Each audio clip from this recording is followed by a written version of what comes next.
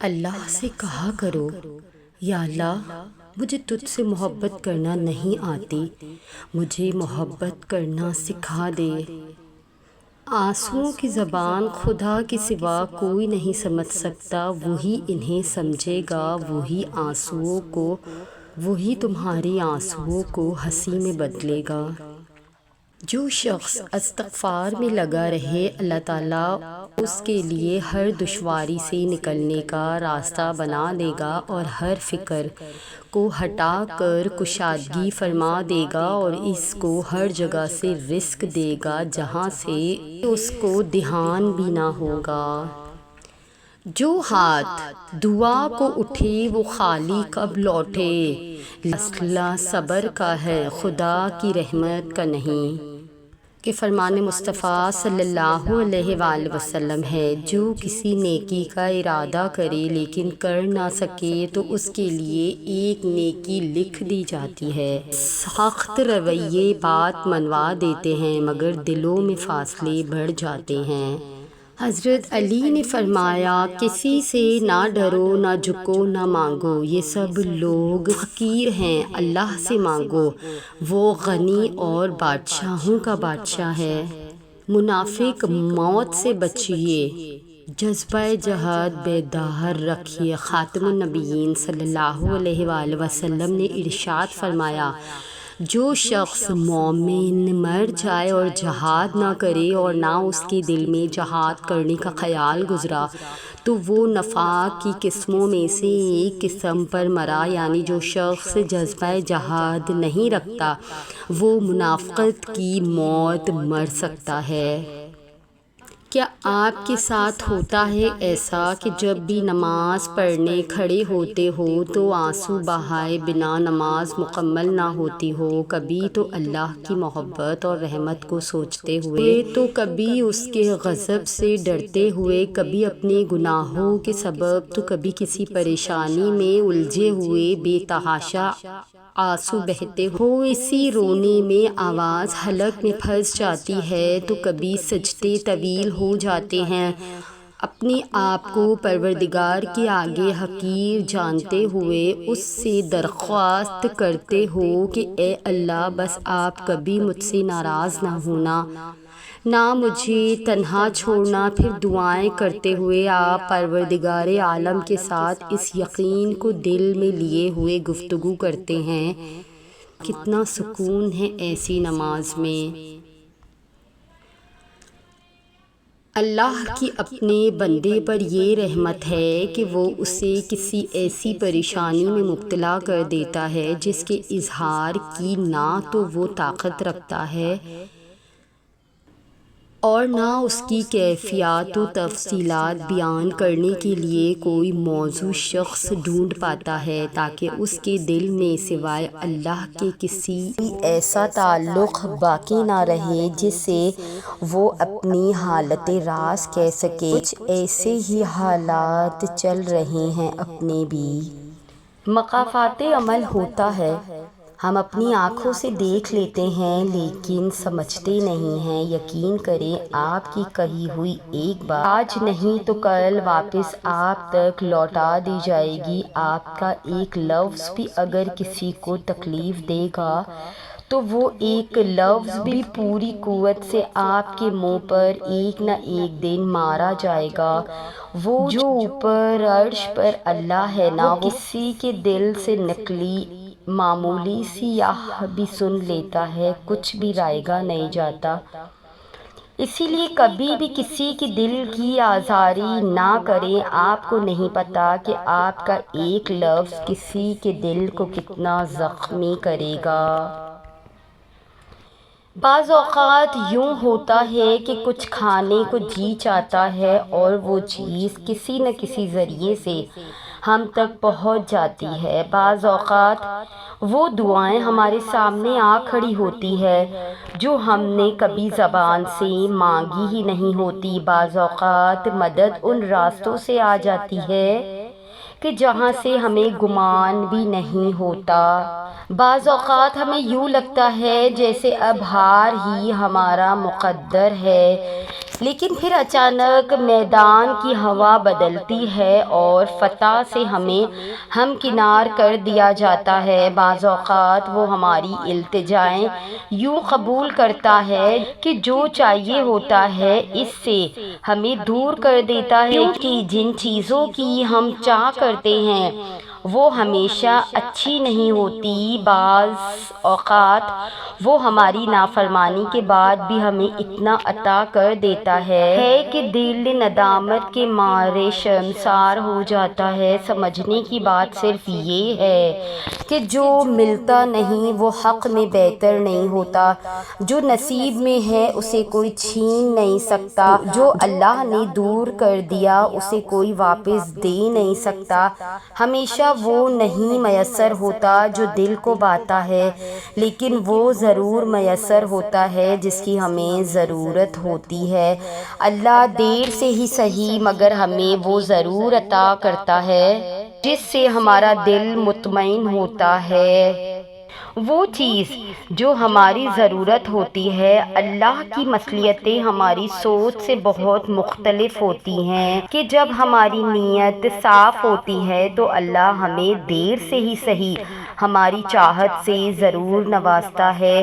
اللہ انصاف کرنے والا ہے، وہ کبھی اپنے بندوں کے ساتھ ناانصافی نہیں کرتا، وہ معاف کرنے والوں کو معاف کرتا ہے، یقین رکھنے والوں کے ساتھ معجزے کرتا ہے، محبت کرنے والوں کو اپنی محبت سے نوازتا ہے۔ سب سے بڑھ کر یہ کہ وہ کسی کو بھی خالی ہاتھ نہیں لوٹاتا، انہیں بھی نہیں جو اس کو مانتے نہیں۔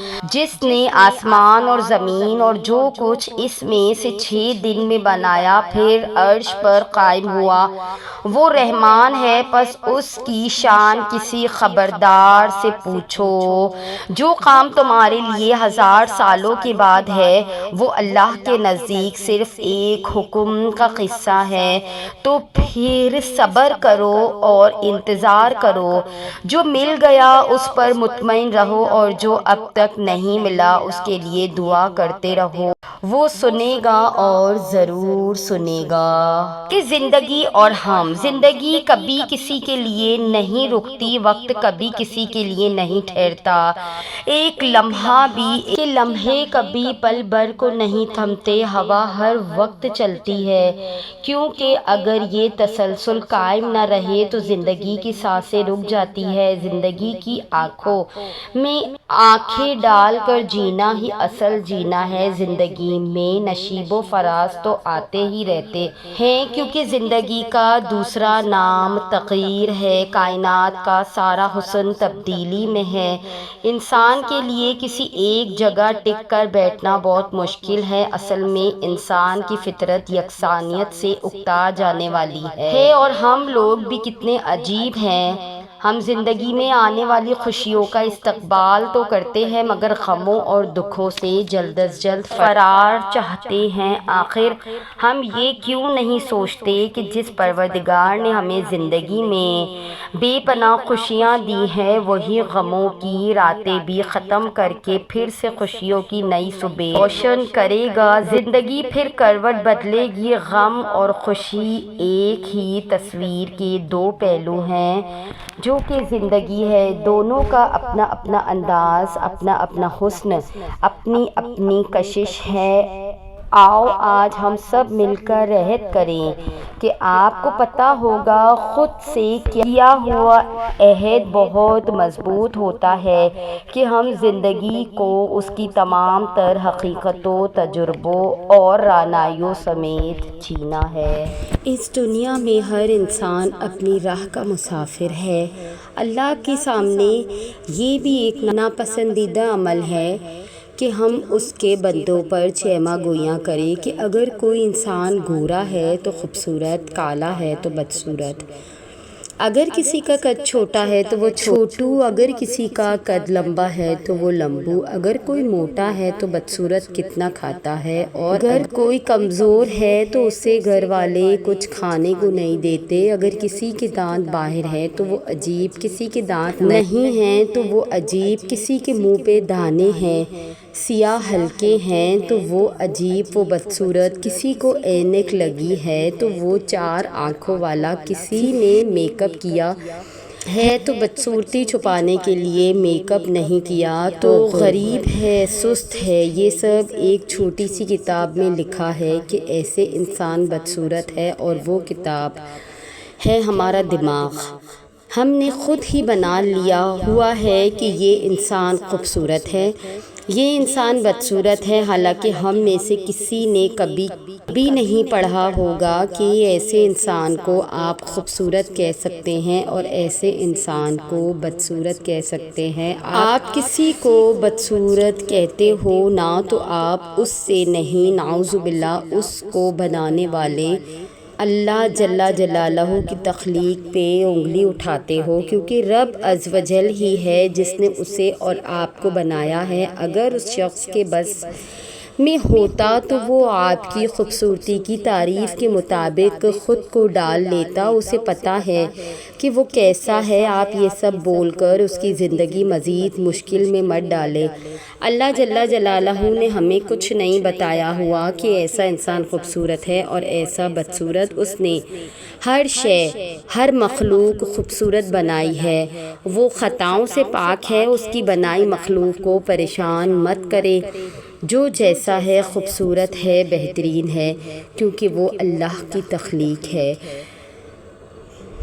یہ کچھ دنوں پہلے کا واقعہ ہے۔ میں کچھ اپسیٹ تھا تو آج میرا دل چاہا میں سورہ طٰہٰ پڑھوں، کیونکہ اس سورہ کی پہلی آیت مجھے بہت اچھی لگتی ہے۔ اس آیت میں آپ کو اپنی امیجنیشن میں لے جا کر بتاتا ہوں تو چلیے۔ رسول اللہ صلی اللہ علیہ وآلہ وسلم پریشان ہیں، وہ اپنے گھر کے ایک کونے میں دیوار سے ٹیک لگائے بیٹھے ہیں۔ انہوں نے اپنی کالی کملی چہرے پر گرا رکھی ہے اور سر گھٹنوں میں دے رکھا ہے۔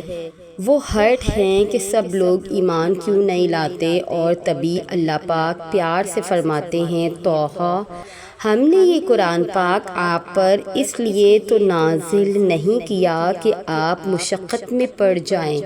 جتنی بار یہ آیت اپنے منہ سے کہتا ہوں، امیجن کر کے میں کس قدر نزدیک ہو جاتا ہوں، اللہ نے کس قدر پیار سے کہا ہوگا۔ میرا دل اس محبت کی شدت سے لرزنے لگتا ہے اور میری آنکھیں نم ہو جاتی ہیں۔ میں کسی کو یہ بتاؤں تو بات مکمل کرنے سے پہلے چپ ہو جاتا ہوں کہ آگے بولا تو رونے لگ جاؤں گا۔ شاید میرا دل اتنا چھوٹا ہے، شاید یہ محبت اتنی خوبصورت ہے۔ اس آیت کے بعد اللہ عز و جل رسول اللہ صلی اللہ علیہ وآلہ وسلم کو بہتر محسوس کروانے کے لیے ان کو حضرت موسیٰ علیہ السلام کا پورا قصہ سناتے ہیں، ان کی قوم کی نافرمانیوں کا قصہ سناتے ہیں۔